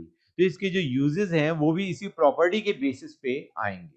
तो तुम रियलाइज कर गए हो कि इसकी प्रॉपर्टीज थोड़ी सी अलग है, मतलब जो नॉर्मल जो टफ होना, स्ट्रॉन्ग होना उससे डिफरेंट है, तो you have to learn this properties, और इसके यूजेस करस्पॉन्डिंग ही आएंगे। It is used in making oil seals and tank lining, since it is resistant to attack of petrol and oils, इसलिए वो ऑयल सील्स और tank lining के बनाने के काम आता है। अब गाइस मैं बहुत सारे तुम्हारे को कोपॉलीमर्स बताने वाला हूँ, इनकी तुम्हें all you have to remember are the monomers. तो ध्यान दो गाइस, पहला है तुम्हारा सेरेन। सेरेन की जो मोनोमर्स हैं those are vinylidene chloride and vinyl chloride. ये आ गया तुम्हारा विनाइलिडीन क्लोराइड, ये आ गया विनाइल क्लोराइड। गाइस नाम के साथ साथ एक्चुअली उनके स्ट्रक्चर भी याद कर लेना। आई डोंट नो, मतलब बच्चों को कई बार याद नहीं होता। तो vinylidene chloride and vinyl chloride are the monomers. Next आते हैं गाइस डायनेल और विनियन एन पे। इसके जो मोनोमर्स हैं वो हो गया acrylonitrile and vinyl chloride. Guys नाम के साथ पॉलीमर्स, ये मोनोमर्स भी याद हो गए। ये पूरा याद करने का है this whole chapter. All I am trying to do is I am trying to एक आपको एक प्रॉपर फॉर्मेट में लिख के दे दिया ताकि याद करना आसान हो जाए। That's all I am doing in this particular chapter. Next अब आते हैं एक्रिलॉन पे। It is basically a polyacrylonitrile which is modified by vinyl acetate. तो अगर तुम मोनोमर्स देखोगे those will be acrylonitrile and vinyl acetate. ये तुम्हारा विनाइल एसीटेट आ गया। फाइन, तो तुम्हारा it is a copolymer of acrylonitrile and vinyl acetate, Acrilan. Next आते हैं गाइस विनियन पे। इसके monomers are vinyl chloride and vinyl acetate, vinyl chloride vinyl acetate. पूरा याद करने का है दिस होल पॉलीमर्स चैप्टर। आगे चलते हैं। विनियन हो गया। थायोकॉल, अब ये चीज बहुत इंपॉर्टेंट है जो मैंने यहाँ पे लिखी है गाइस, देखो इट इज अ पॉलीसल्फाइड या we can say it is a polythioether. कई बार क्वेश्चंस ये भी आ जाते हैं, is it a polyamide, is it a polyester, is it a polythioether, none of these. तो आइडियाज गाइस ऐसी चीजें when you see such things you remember them because you know कि इन पर से क्वेश्चन बन सकता है। तो Thiokol is actually a polythioether, a fact to learn. उसके बाद जो इंफॉर्मेशन है याद कर पाओ इट्स ओके, नहीं याद कर पाओ तो भी चल जाता है। It is made by polymerisation of ethylene dichloride and sodium polysulphide. इसका जो स्ट्रक्चर है this is the structure of Thiokol. Guys ये सारी चीजें याद कर लेना। फाइन, नेक्स्ट जो हम देखेंगे will look at condensation polymers in next class. Guys start करते हैं कंडेंसेशन पॉलीमर्स से। याद रखो ज्यादातर condensation polymers are copolymers, although there are one और टू एग्जांपल्स जो तुम्हारे होमोपॉलीमर्स हैं and they are condensation polymers. Okay, you will have a look at them in this video. अब पहला स्टार्ट करते हैं पॉलीएस्टर से। पॉलीएस्टर्स, एस्टर्स इसलिए because they have got a ester linkage. तो सबसे पहला पॉलीएस्टर इज स्टेरलिन या डैक्रोन। इसके जो मोनोमर्स हैं those are ethylene glycol and terephthalic acid. Fine, ये मैंने दोनों मोनोमर्स के स्ट्रक्चर बना दिए, पहला इथाइलिन ग्लाइकॉल, दूसरा टेरेफ्लिक एसिड। अब since they are condensation there has to be elimination of a simple molecule.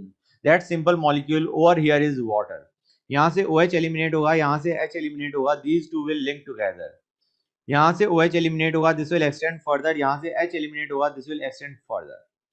ये तुम्हारा हो गया स्ट्रक्चर ऑफ दैट पॉलीमर।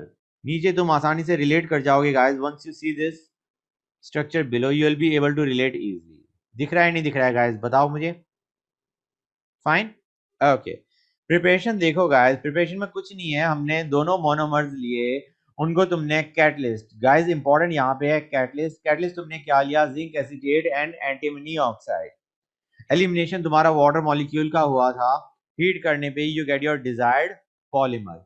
तुम देख सकते हो गाइस एस्टर कैसे, दो जगह से देख सकते हो, या तो यहाँ से देखो, यहाँ पे CO है और यहाँ पे O है, you have got ester linkage over here, और you can see you have got a ester linkage over here. कहीं से तुम आइडेंटिफाई कर सकते हो, वैसे आइडेंटिफाई करना यहाँ से बेटर है क्योंकि हम कहते हैं the repeating units are connected by a ester linkage, they have a ester linkage. So we are basically talking about the linkage between the two ends of that repeating unit. Fine, इन बीच से देख लिया, it's not much of a problem. Properties पे आते हैं। Properties important है guys इसकी, क्योंकि properties के बेसिस पे हम इसकी यूसेज देखेंगे। इसकी प्रॉपर्टीज है, it is crease resistant, durable and very strong. Crease resistant के उस प्रॉपर्टी के बेसिस पे उसका यूसेज है that it is used in blending with cotton and wool fibers. Cotton और वूल फाइबर के साथ हमने उसे ब्लेंड किया, कॉटन के साथ ब्लेंड करने पे you get terry cot and wool fibre के साथ ब्लेंड करने पे you get terry wool. And since it is very strong, it is used as glass reinforcing material in safety helmets. Strong है तो safety helmets में हमने उसे use कर लिया। Next polyester that we are going to see is glyptal या polyethylene phthalate. Guys ये जो दूसरे नाम है ना, they are very important, क्योंकि एग्जाम में अगर तुमने पहली बारी देख रहे हो इनको तो you will not be able to relate कि polyethylene thyroid is nothing but Glyptal. ये जो दूसरा नाम है that basically relates to the monomers of this polymer. इसके जो मोनोमर्स हैं वो है ethylene glycol and phthalic acid, जिसके मैंने नीचे स्ट्रक्चर्स बना दिए हैं। The left one being ethylene glycol and the right one being phthalic acid. इन्हीं मोनोमर्स के नाम पे उसने उसका पॉलीमर का दूसरा नाम क्या बता दिया, पॉलीइथाइलिन थैलेट। फाइन। अब इसका स्ट्रक्चर तुम आसानी से रिलेट कर सकते हो, it's similar to the one जो मैंने ऊपर बनाया था। यहाँ से OH एलिमिनेट किया, यहाँ से OH एलिमिनेट किया, this is what you have got. यहाँ से OH में से H एलिमिनेट हो गए, दिस एक्सटेंड्स फर्दर। यही मैंने नीचे स्ट्रक्चर में बनाया है। If you observe carefully you will realize there is not much of a difficulty in understanding that structure. Fine, ये हो गया हमारा। आगे चलते हैं इसके यूजेस। इसके यूज बड़ा ही स्पेसिफिक है, it is used in paints and lacquers. Idea is इन यूजेस से तुम इजीली आइडेंटिफाई कर सकते हो that what was the polymer that was taken. Okay, now let us come to polyamides guys. That amide is for the amide linkage that exist between the repeating units. Start करते हैं guys, पहला आते हैं nylon 6 पे। Now what does these numbers indicate? Yeah, what do these numbers signify? These signify the number of carbon atoms in the monomers of this particular polymer. तो idea है इसमें तुम्हारी दो मोनोमर्स हैं जिन दोनों में number of carbon atoms present are 6। तुम देख सकते हो गाइस, इसके मोनोमर्स आर एडिपिक एसिड और dioic acid with 6 carbon atoms, and the second monomer is hexamethylene diamine जो मैंने राइट में स्ट्रक्चर बना रखा है। The first one being adipic and the next one being hexamethylene diamine, again a compound with 6 carbon atoms. Now let us make the structure. Structure बनाने में हमें कोई दिक्कत नहीं। यहाँ से H eliminate हुआ, यहाँ से H eliminate हुआ, यहाँ से OH eliminate हुआ, these link together, यहाँ से OH eliminate हुआ, this extends further. तो हम realize करोगे COH से OH eliminate हो रहा है, NH2 से H eliminate हो रहा है, there is elimination of water molecule, और तुम्हारा ये जो है these are extending further, इधर का H eliminate हो गया, इधर का OH eliminate हो गया। So this is your polymer का स्ट्रक्चर। अब नीचे तुम स्ट्रक्चर को देखोगे, you will identify, हाँ यार इसी टाइप का हमने स्ट्रक्चर बना रखा है। Have a look. अब तुम यहाँ पे इजिली आइडेंटिफाई कर सकते हो why it is a polyamide, the amide being यहाँ का NH, यहाँ का CO, so that's the amide linkage. तुम बीच से भी आइडेंटिफाई कर सकते हो, it's not wrong, but it is better that you look at the ends of the repeating unit because that is actually the that is the amide linkage we are talking about. बीच में join हो गया, but it might not have been the case जो कि तुम nylon 6 में देखोगे। Idea is we should look from the ends, although ज्यादातर में बीच में देखने में भी कोई दिक्कत नहीं है। फाइन, अब आते हैं प्रिपरेशन। प्रिपरेशन में कोई दिक्कत नहीं थी, एज आई सेड तुम्हारा एक से OH एलिमिनेट हुआ, एक से H एलिमिनेट हुआ, and you get your polymer. The reason I wrote it down was that it takes place under high conditions of temperature and pressure, that's it. वो मैंने amide linkage बना दी। देखो मैंने भी बीच से ही समझाया तुम्हें, क्योंकि बीच से समझाना आसान है, दैट्स व्हाट आई सेड, लेकिन it is better that you identify it from the ends. Clear और नॉट? ओके, आगे चलते हैं। प्रॉपर्टीज गाइस, इसकी प्रॉपर्टीज हैं हाई टेंसाइल स्ट्रेंथ। तुम रियलाइज करोगे प्रॉपर्टी से कुछ खास that is not a identifying characteristic, लेकिन यूजेस हाँ हैं। यूजेस में क्या है, it is used for making sheets, bristles for brushes and in textile industry. ये जो मैंने 3 यूज बताए हैं, दीज आर इंपॉर्टेंट। जो दूसरा मैंने लिखा है elastic hosiery, that's not that important. The first one जिसमें मैंने 3 पॉइंट्स लिखे हैं कि उसके यूजेस क्या हैं, those are very important, learn them. Now let us come to nylon 6 या perlon L। This is very important guys. ये क्यों है उसका मैं अभी रीजन बता दूंगा। As I proceed, you will understand. इसका जो मोनोमर है that is caprolactam, जो मैंने स्ट्रक्चर बना दिया। One thing you have to identify, ये जो मैंने नायलॉन में 6 लिखा है वो इसलिए है because you have got 6 carbon atoms in the monomer. This is the monomer caprolactam and you have got 6 carbon atoms. Clear or not, guys? Okay. तो ये तुम्हारा caprolactam was monomer. अब स्ट्रक्चर अगर तुम देखो पॉलीमर का, तो स्ट्रक्चर मैं आसान तरीके से समझा रहा हूं, but trust me that's not how that polymer is form. Structure आसानी से सोचा जाए यार ये टूटा, ये इधर एक्सटेंड कर गया, ये इधर एक्सटेंड कर गया, this works fine for polymer. Polymer का अगर स्ट्रक्चर ही बताना है दैट्स ओके, लेकिन अदरवाइज समझने के हिसाब से देखो तो it is not correct because you will realize तुमने इसमें कुछ एलिमिनेट तो किया ही नहीं, and it is a condensation polymer that has to be elimination of some simple molecule, जो कि यहाँ पे नहीं था। इसलिए मैंने कहा समझने के लिए just to make the structure of polymer this was fine, but to actually understand why it is a condensation polymer, let us proceed further. Fine. देखते हैं प्रिपरेशन भी हम देखेंगे, कैप्रोलैक्टम की प्रिपरेशन भी देखी जाएगी, इट्स इंपॉर्टेंट, उस पे बेस्ड क्वेश्चंस आ जाते हैं।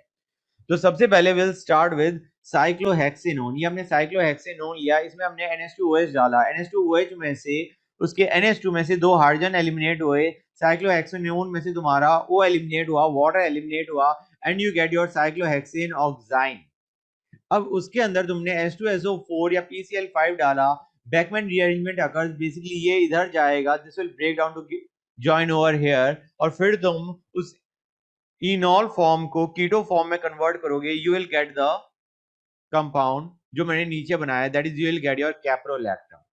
क्लियर और not guys? Now this was your monomer, मतलब मोनोमर हमने अब बनाया है। अब आगे चलते हैं। अब पॉइंट क्या है, पहले कैप्रोलैक्टम का होता है हाइड्रोलिसिस। हाइड्रोलिसिस होगा तो बेसिकली ये बॉन्ड टूटेगा, यहाँ पे तुम्हारा OH लगेगा, यहाँ पे H लगेगा, basically addition of water.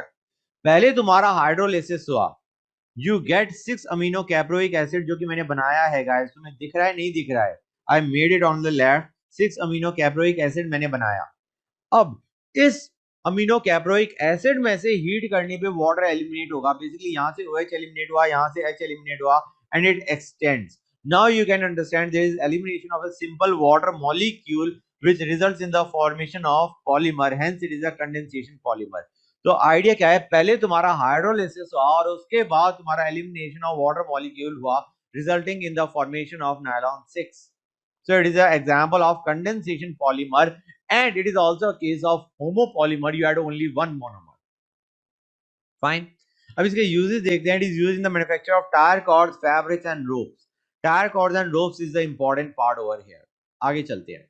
Now let us come to nylon 5। इसका जो मोनोमर है that is valerolactam. You can understand it will be having 5 carbon atoms in the monomer. Fine, since it is nylon 5। Clear और not? Okay, आगे चलते हैं। ये हो गया तुम्हारा वेलेरोलैक्टम। स्ट्रक्चर अगर तुम्हें बनाना है, it's no big deal, structure ही बनाना है तो यार ये तोड़ो, इसको इधर एक्सटेंड करो, इसको इधर एक्सटेंड करो, you have got your polymer. Fine, nylon 5 बन गया। But again if you have to understand कि प्रिपेयर कैसे हो रहा है, तुम रियलाइज करोगे it is similar to that caprolactam.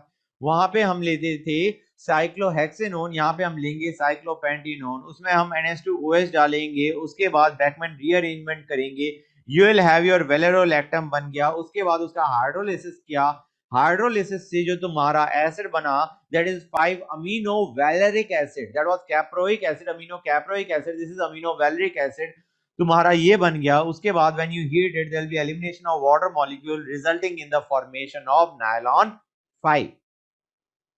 Now let us come to nylon 610. Guys, इसके जो मोनोमर्स हैं, those are sebacic acid or dioic acid with 10 carbon atoms and hexamethylene diamine. तुम देख रहे हो, एक तुम्हारा 6 कार्बन एटम का मोनोमर, एक तुम्हारा 10 कार्बन एटम का मोनोमर, 2 मोनोमर्स वर देयर, एक सेबेसिक एसिड, एक हेक्सामिथाइलिन डायमीन। ये तुम्हारा सेबेसिक एसिड हो गया, ये तुम्हारा हेक्सामिथाइलिन डायमीन हो गया। स्ट्रक्चर बनाने में तो कोई दिक्कत आएगी ही नहीं, यहां से ये एलिमिनेट करके इनको आपस में ज्वाइन किया, you extend it further. Now that was your nylon 610। Clear और नॉट गाइस? तुम नीचे स्ट्रक्चर देखो, you will be easily able to relate. ध्यान से देखो, देयर इट इज। फाइन। अब यार गाइस एक और काम की चीज है, ध्यान दो, जो नायलॉन फाइबर्स हैं they are more strong than terylene fibers. There has got to be a reason, and that reason is the type of bond that exist between two polymer chains. जहां पे तुम्हारे पास अमाइड लिंकेज है, वहां पे दो polymer chains के बीच में you will have some kind of, basically इसको मैं इस साइड बनाया था, it will be convenient that way, you will have hydrogen bonding between two polymer chains, but that kind of bonding cannot exist in esters. esters में तो तुम्हारे पास esters में तो तुम्हारे पास क्या होने वाला है, you will be having weak dipole interaction, idea being that in तुम्हारा polyesters the bonds between the polymer chains are weak, whereas in polyamides the bonds between the polymer chains are strong. तुम्हारा amides में तुम्हारा hydrogen bonding exist between the chains, whereas in polyesters there is dipole-dipole interaction which results in a weaker bond. Clear or not guys? Fine. आगे चलते हैं, let us go on to the last polymer we are going to see of this type, Kevlar. Kevlar is a monomer of terephthalic acid and para-diaminobenzene.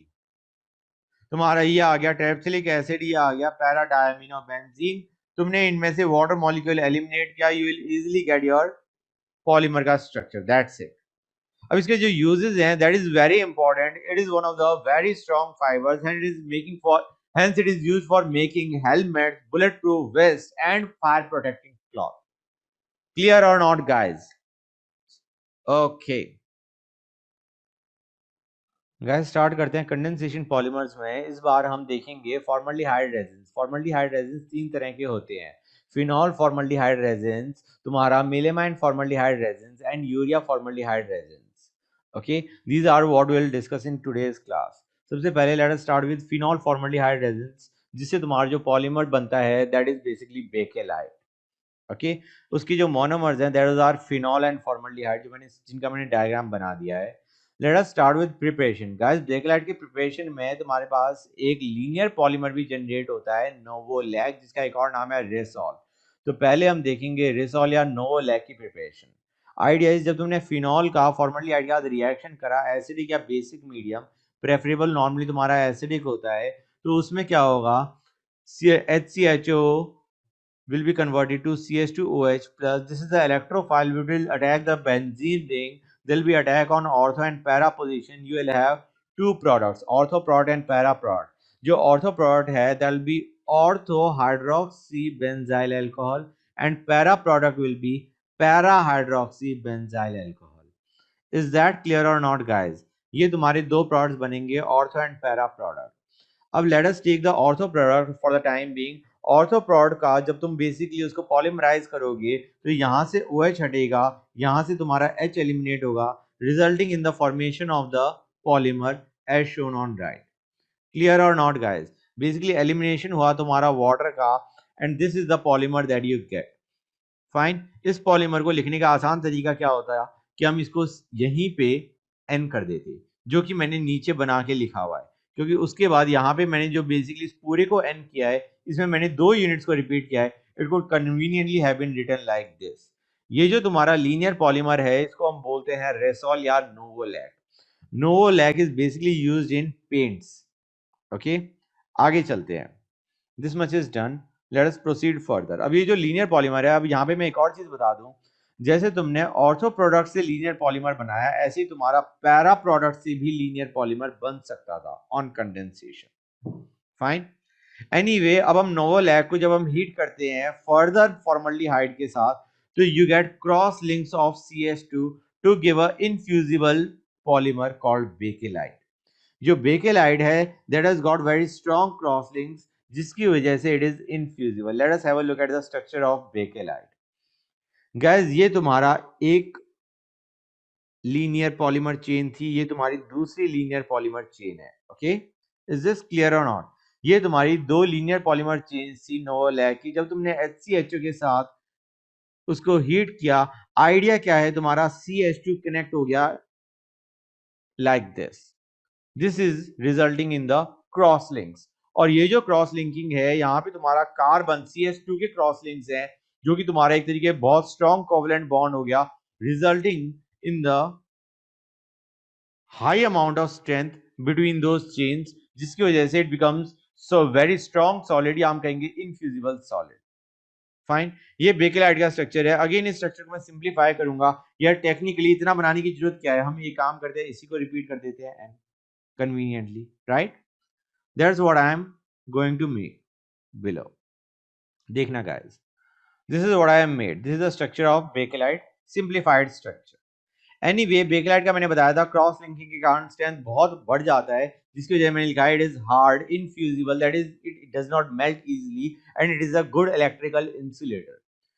तो इसी कारण से it is used for making combs, phonographic records, जिसमें जो तुम्हारा phonograph records हैं, electrical switches हैं, handles of various utensils हैं, यूटेंसिल्स जो कि बेसिकली तुम्हारा you know they are continuously heated and cooled. तो इसीलिए हम उसके हैंडल के लिए we use bakelite and it is used for fuse holders. Basically जहां पे भी तुम्हारा you no extreme heat is involve या हीट होने के चांसेस है, वहां पे भी यूज बेकेलाइट पॉलीमर. बेसिकली जो भी मैंने रेड से अंडरलाइन किया हुआ है, those are the important uses, learn them as it is. Next let us come to melamine formaldehyde resin, जिनका बेसिकली उसका शॉर्ट नाम हो गया मेलमैक। इसके जो मोनोमर्स है those are melamine and formaldehyde. Melamine का स्ट्रक्चर देखो गाइस, इंपॉर्टेंट है।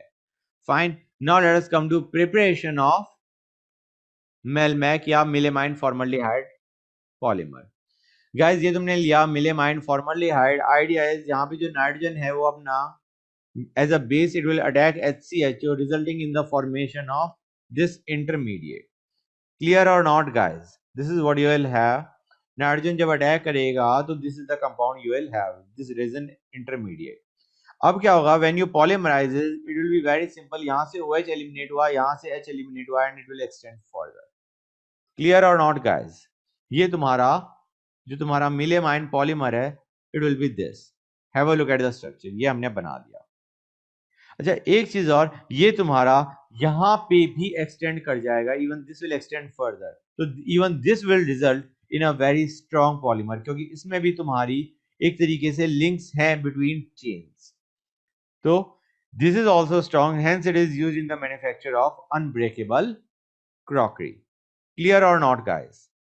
तो बेसिकली यहाँ पे तुम्हारा 3 जगह से जा रहा है, यहां से linear chain, and this is resulting in that extra strength which is required या which is seen.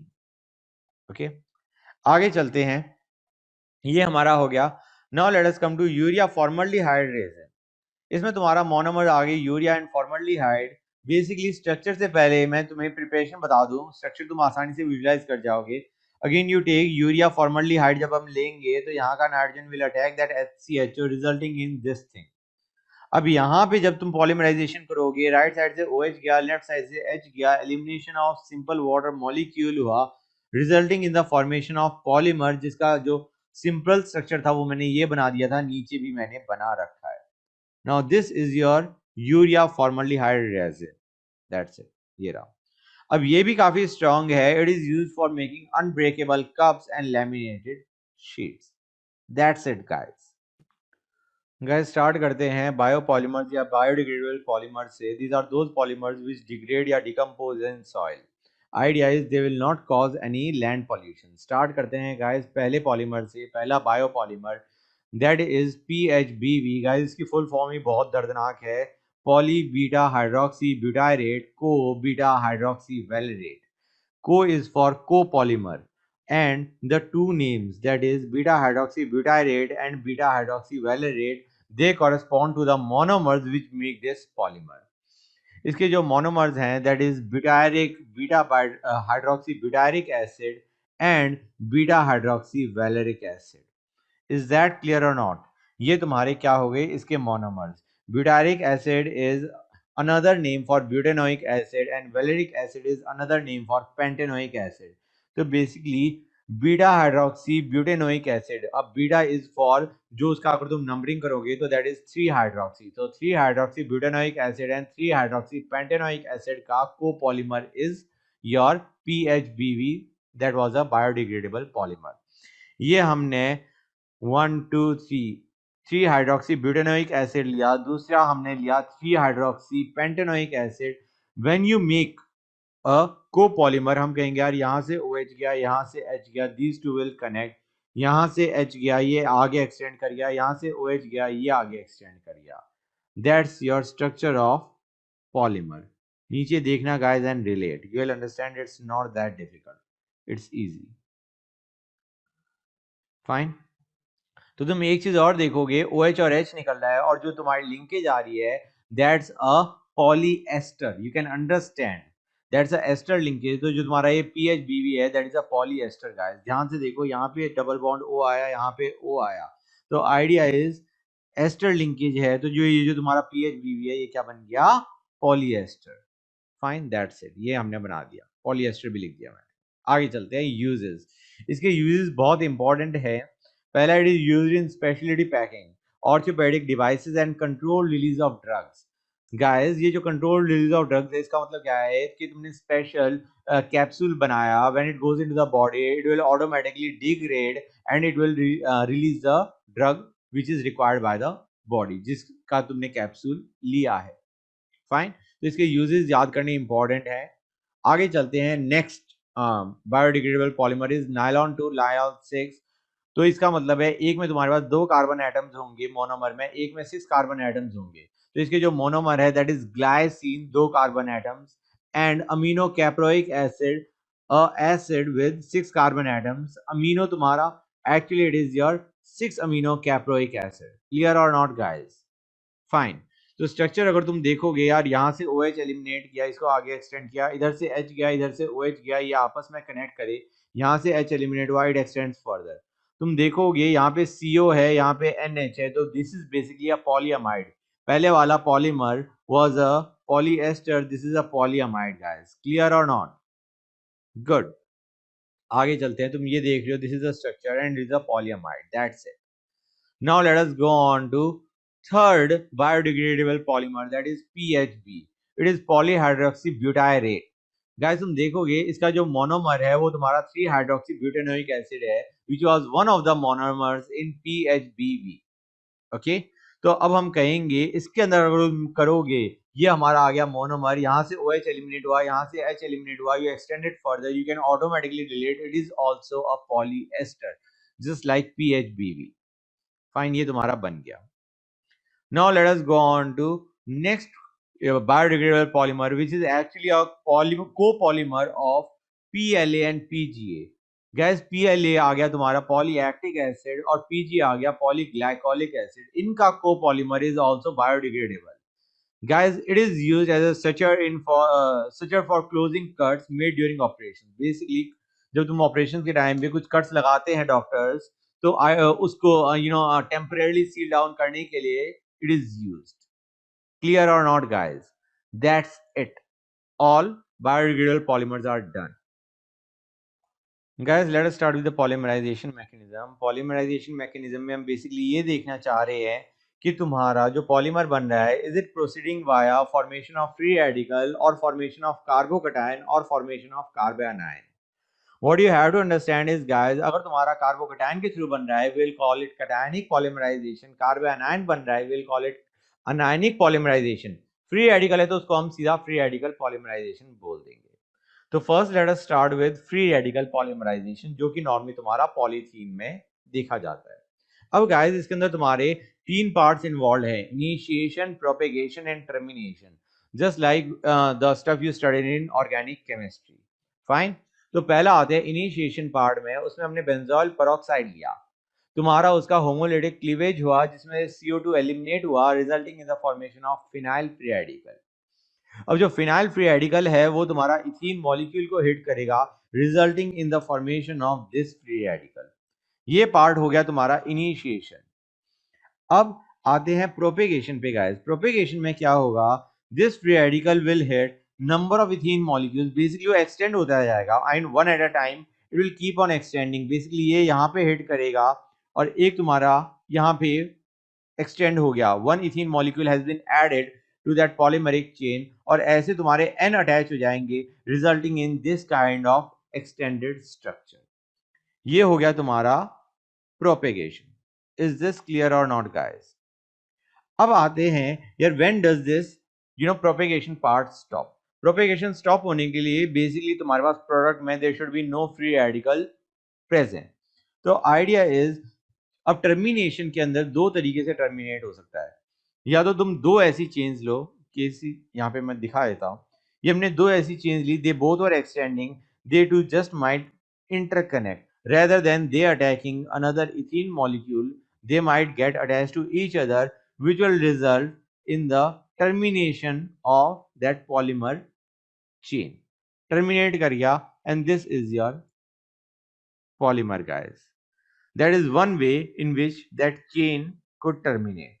दूसरा तरीका क्या है कि you take this chain and rather than कि ये अपनी एक और चेन इसी टाइप की चेन के साथ कनेक्ट हो जाए या तुम्हारा इथीन के साथ कनेक्ट हो, it just might connect with phenyl free radical again resulting in termination। तो आइडिया क्या है, there are number of possibilities in which it can terminate। तो इससे तुम एक चीज और आइडेंटिफाई कर गए, there cannot be a fixed molecular mass of polymer because you don't know how much units will combine before that termination steps takes place। I mean हो सकता है बहुत सारी यूनिट्स कंबाइन कर जाएं बिफोर इट टर्मिनेट्स, हो सकता है कम यूनिट्स के कंबाइन करने पे ही वो टर्मिनेट कर गया। तो you cannot have a fix molecular mass of a polymer. अभी हम उसे भी आगे देखेंगे। एनीवे अभी हम आते हैं कटायनिक एडिशन पॉलीमराइजेशन पे, जिसमें तुम्हारा कटायन फॉर्म हो रहा होता है। ओके तो अब कटायन बनाने के लिए you normally take Lewis acids. Lewis acids में एग्जांपल आ गए AlCl3, BF3, H2SO4। They basically help in generation of carbocation. Fine, cation formation में ये हेल्प करते हैं। एक और चीज, जब तुम्हारा कटायन फॉर्म हो रहा है तो ऑब्वियस सी बात है जितना ज्यादा कटायन स्टेबल होगा उतना ज्यादा it will favour cationic polymerization. तो अगर तुम्हारा इलेक्ट्रॉन रिलीजिंग ग्रुप्स हैं तो तुम्हारा rate of polymerization will automatically increase, क्योंकि तुम्हारा कार्बोकटायन स्टेबलाइज हो जाएगा due to those electron releasing groups. Now let us come to anionic polymerization. Guys anionic का मतलब है तुम्हारा कार्बन आनायन बनना चाहिए। तो these are normally initiated by the presence of base. Base जैसे तुमने BuLi ले लिया, basically Bu minus R minus ले लिया, या KNH2 माइनस ले लिया, दे आर स्ट्रॉन्ग बेसिस। तो they will help in the formation of carbanion. अब अगर कार्बन आयन बन रहा है, we need that carbanion to be stabilised, that's a intermediate, it has to be stabilised. तो अगर तुम electron withdrawing groups लेते हो तो तुम्हारा जो कार्बन पे नेगेटिव चार्ज है that will reduce and it will stabilize the carbon ion. तो इलेक्ट्रॉन विड्रॉइंग ग्रुप जिन मोनोमर्स में होते हैं, those monomers result in anionic polymerization, उनका अनायनिक पॉलीमराइजेशन होता है। क्लियर और नॉट गाइस? तो तुम्हारा कटायनिक हो रहा था when electron releasing groups were present, और तुम्हारा अनायनिक पॉलीमराइजेशन होगा when electron withdrawing groups are present. Basically we are checking the stability of carbanion. आगे चलते हैं guys, molecular mass of polymers. Simple सी चीज याद रखो, पॉलीमर्स का मास कोई फिक्स है नहीं, they can be of varying length. इसलिए उनका जो मास है that is expressed as an average. हम एवरेज मॉलिक्यूलर मास की बात कर रहे होते हैं। I don't think anything more is required on this particular topic. तो आगे चलते हैं, let us go on to the next part, polydispersity index PDI।